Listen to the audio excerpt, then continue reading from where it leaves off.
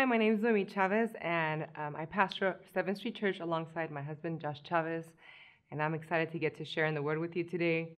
So I want to read to you from the book of Matthew chapter 5, and it says, "And whoever compels you to go 1 mile, go with him too." So as I was reading this, I was thinking about youth ministry. You know, there are so many areas in which a person could serve, volunteer, and be a part of God's house. That makes life interesting and it makes it full of life and full of joy where you get to give back. But not all of those opportunities will grant you the opportunity to actually be a person of the second mile. Youth ministry actually compels us to do so. If you serve in youth ministry and you thought you were going to be a person of the first mile only, had a rude awakening when you realized kids are going to require more than the Sunday experience and the youth group experience. They're going to require for you to be a person that is of the second mile. I love this idea of the second mile. I heard somebody once say that the first mile is basically an obligation for us to respond to a need, but the second mile actually changes the relationship. And so being leaders who go the second mile, who go and do the extra, who go farther, who actually are texting the kids, who are calling them up, who are picking them up, who are taking them for yogurt or buying hot Cheetos and getting the pizza. Like leaders who actually go the second mile change the nature of the relationship with kids. I know a lot of you are doing that, and you're doing that at the cost of your money because, man, I did youth ministry for about almost 14 years, and more than half the time I had to pay for the cheeseburgers and the chicken fingers because kids didn't have a budget.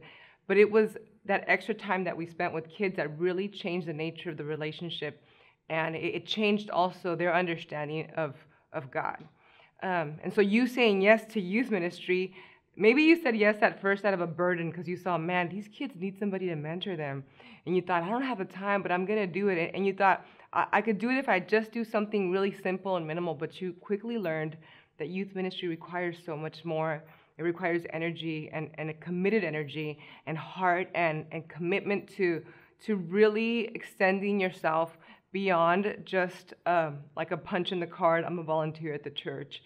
I'm going to serve bi-weekly or serve once a month. No, youth ministry requires like full-on commitment, and that's what we do when we serve kids. You know what's amazing is as youth leaders, you have the most important ministry, I believe, in the kingdom because you're literally shaping the faith of the next generation.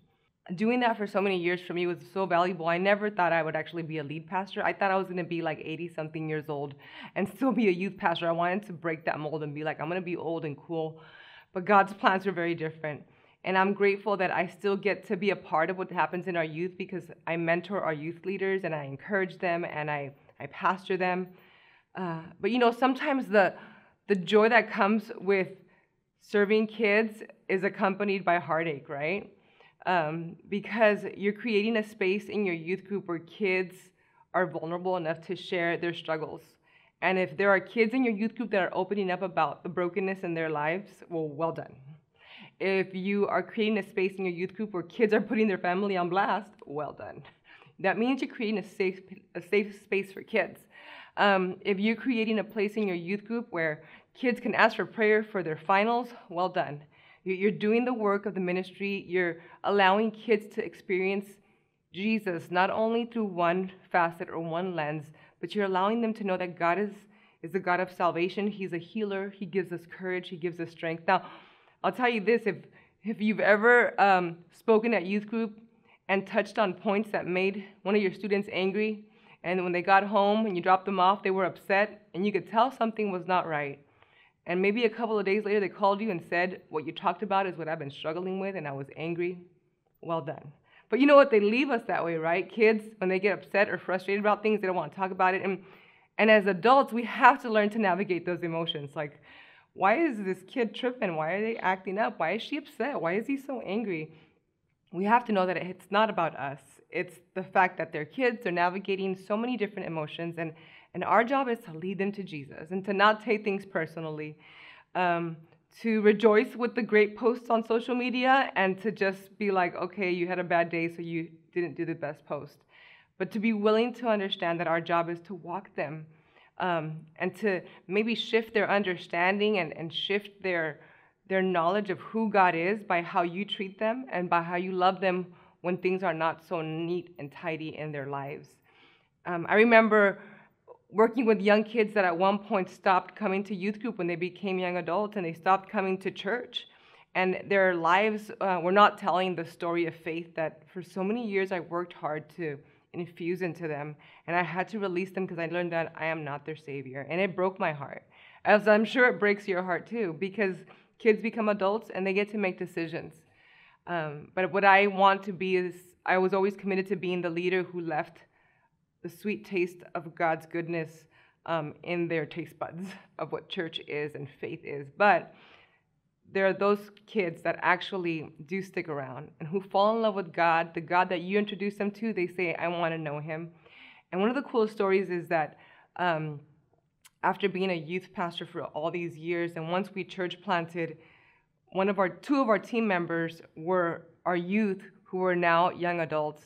One of them was the worship guy, and the girl was the children's ministry director, and they're still on our team. We've been pastoring now for over 10 years, and they are still on our team. They're on our staff.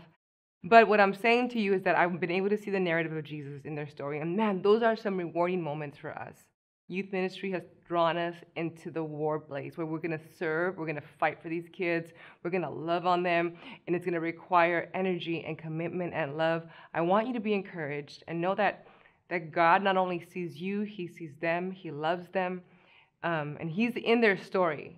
And you're making that story possible by how you lead them.